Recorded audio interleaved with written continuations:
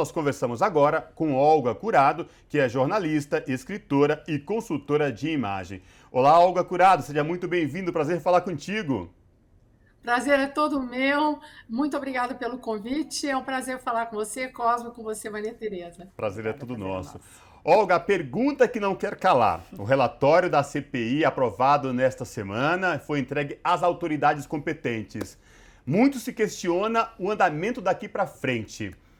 A gente quer perguntar, Olga, muito se fala, vai dar pizza, não vai dar pizza, o que a gente pode esperar a partir de agora? Eu queria a sua opinião, sua avaliação, que você trouxesse para os nossos telespectadores esse universo que envolve aí os próximos passos do documento entregue às autoridades quanto à CPI da Covid. Olha, essa pergunta é uma pergunta realmente de US$ 1 milhão. O que a gente sabe é que tem pizzaiolo abundando na Praça dos Três Poderes. A entrega do documento para o Procurador-Geral da República foi especialmente formal e feita às vistas do público para gerar um constrangimento que interfira numa trajetória do procurador de geralmente guardar, não fazer nada ou fazer muito pouco com qualquer denúncia que esbarre no Palácio do Planalto.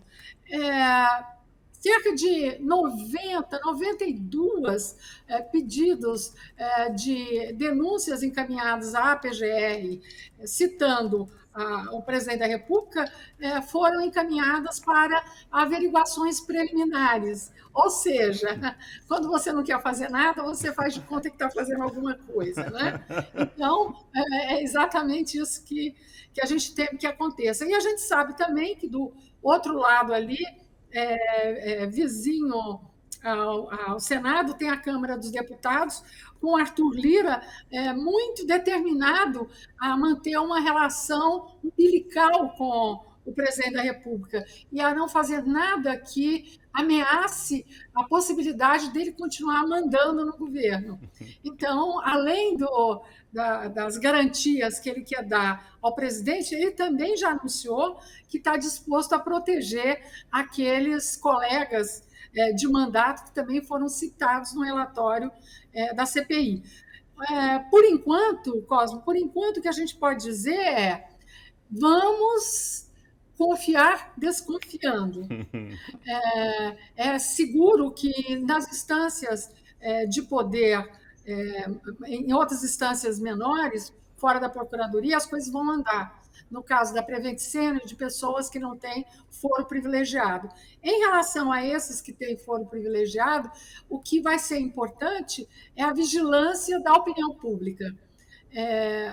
Porque sem isso vai ser muito difícil você impedir que as coisas fiquem procrastinadas, adiadas, e não vai se chegar de fato, a investigações, aprofundamentos e penalizações daqueles que estão sendo citados. A CPI fez um pedaço do trabalho, mas o trabalho, para ser concluído, vai precisar de muita gente empurrando esse carro. Com certeza. Olga, a gente vem acompanhando, claro, aqui no programa a CPI, em algumas oportunidades, chegamos até a debater sobre essa manobra, não, esse movimento que o Bolsonaro começou a fazer lá no início, quando alguns ex-ministros, alguns ministros, né, atuais, começaram, alguns apoiadores, alguns parlamentares, inclusive da base dele, começaram a cair na CPI, né, começaram a aparecer irregularidades envolvendo os nomes dele. Bolsonaro não demorou muito a dizer, não tenho como saber de tudo.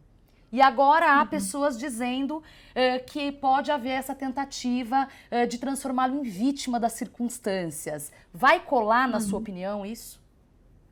Olha, é muito difícil ele trazer esse discurso do desconhecimento, tanto que tem um inquérito aberto exatamente tratando dessa omissão dele como gestor público. Eu acho um discurso difícil, e tanto é difícil que você já vê tentativas de blindagem futura dele com a criação de um cargo vitalício de senador para ex-presidente da República, para que ele fique protegido da justiça, que esse foro privilegiado se transforme numa proteção indefinida.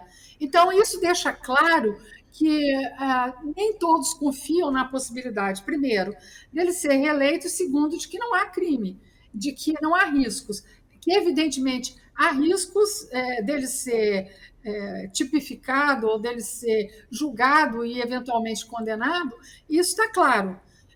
E também você vê que tem uma estratégia aí de desqualificação do relatório da CPI, né? Então, vai ser esse o argumento central que vai se tentar colocar agora.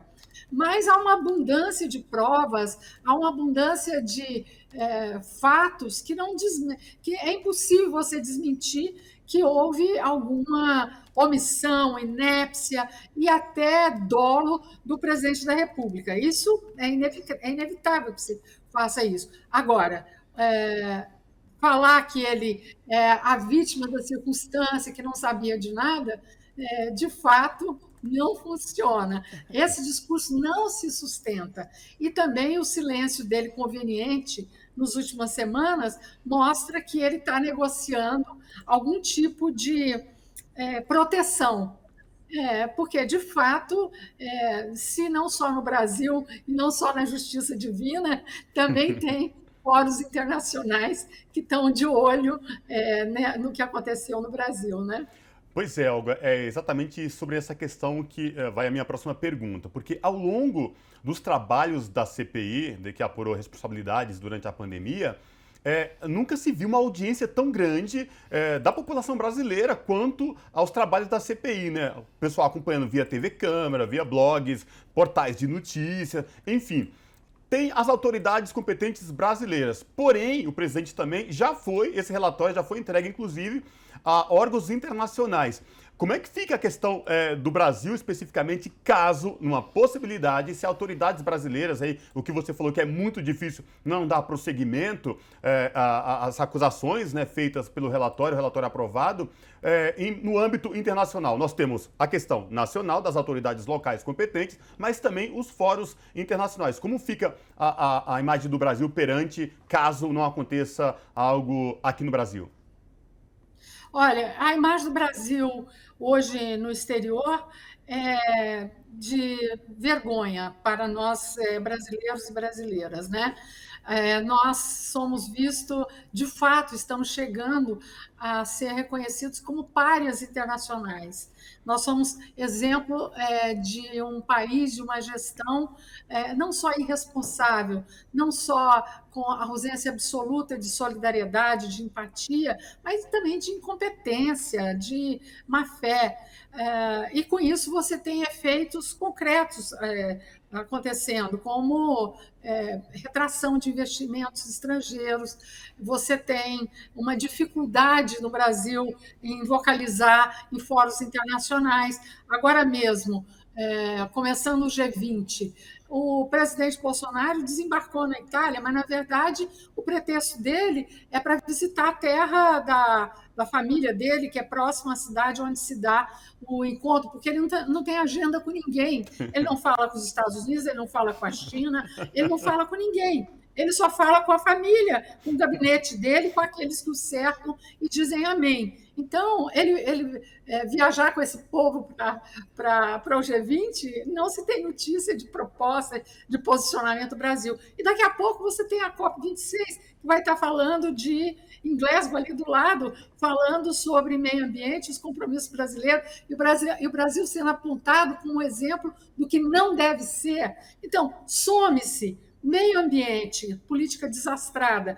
A floresta amazônica, uma das únicas no mundo, a única no mundo, que emitiu mais CO2 durante a pandemia do que todas as outras, porque as queimadas prosseguiram como se não houvesse amanhã.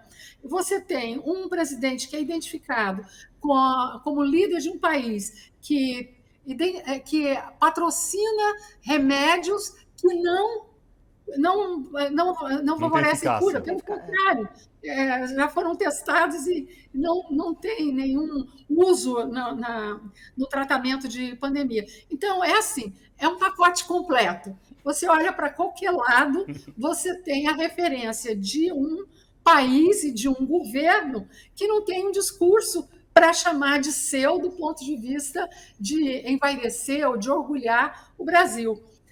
O pior é o pior dos mundos. E a Comissão Parlamentar de Inquérito está tentando essa audiência no Tribunal Penal Internacional em Haia para levar em mãos o relatório, porque é o primeiro caso que um governante é citado fora de um momento de guerra por crime contra a humanidade. Você tem citações em crime contra a humanidade quando você tem uma guerra, você tem políticas de extermínio e ações de extermínio quando você tem confrontos armados. Agora, isso se deu sem que isso tivesse uma guerra. A guerra era contra o vírus. E o presidente da República se aliou ao vírus. Então, esse que é o grande complicador, né? Então, Cosmo, nossa imagem vai de mal a pior. E você sabe que nós vimos isso aqui no escritório, nós temos um sistema de análise. Nós paramos, porque todo mês e trimestre nós fechamos. Um ano estava num patamar de crise de confiança. E ele só foi mais embaixo ainda. Então, infelizmente, é isso. Olga, para a gente já se encaminhar para o fim, queria lançar um olhar um pouco mais para o futuro. Eu ouvi uma coisa essa semana muito curiosa, que é a seguinte, curiosa e ao mesmo tempo assustadora. O bolsonarismo vai continuar mesmo sem o Bolsonaro. E aí, você escreveu um artigo no Portal UOL que, de certa forma, toca nesse ponto por causa das mentiras que o presidente fala semanalmente nas lives. E aí, por mais que as redes sociais, o Facebook tire, o Instagram tire, sei lá, as redes sociais tirem, o YouTube, ele forma essa opinião. E aí, como que a gente vai conseguir desconstruir o bolsonarismo e o quanto essa frase é apocalíptica e o quanto ela é verdadeira?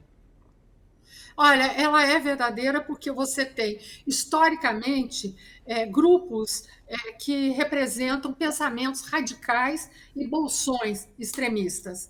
Você não vai eliminar esse grupo. O que você vai fazer é deixar esse grupo a descoberto, que eu acho que é um momento muito importante para a gente poder dimensionar o tamanho dele. Porque ele estava escondido, como estava escondido nos Estados Unidos, até que Trump foi eleito. As pessoas não sabiam que existiam essas pessoas com esse pensamento, como você não sabia que existia aquela vocação nazista de grupos que tomaram poder na Alemanha. Então, a gente vai conviver e aprender a conviver com esses pensamentos extremistas. O que é fundamental é que você tenha legislações e regulações que penalizem manifestações que promovam o ódio e que promovam a mentira. Isso não pode, isso não é liberdade de expressão. E o que o presidente fez recentemente, vinculando vacina à AIDS, é uma forma simplista e fácil para chegar naquelas pessoas que, ignorantes, e às vezes até de boa fé, acreditam que a figura do presidente da República, ela em si é sagrada. Então, se o presidente fala, aquilo é verdade. O presidente falou. Então, há uma reverência pelo papel, pela função, que ele não honra, mas que às vezes pessoas simples falam, como assim o presidente falou? Né? E a gente sabe muito bem que às vezes é um momento único na biografia de uma pessoa, quando ela cumprimenta um presidente da República pessoalmente. Ela conta isso para os filhos, para os netos, eu estive com o presidente. Então, a gente sabe o peso da instituição e sabe também que se não houver uma regulação, uma responsabilização pelas plataformas e por aqueles que emitem esse tipo de mensagem, a gente não vai conseguir conter, porque numa terra sem lei, quem tem a arma mais rápida e não tem escrúpulo, acaba ganhando o jogo. Exato. Olga Curado, jornalista, escritora e consultora de imagem, obrigada pela participação. Boa noite e até a próxima. Muito obrigada, foi um prazer conversar com vocês e não vamos perder a esperança, hein? Isso mesmo. Abraço, Jamais. Olga. Um abraço. Um abraço, até logo. Até logo.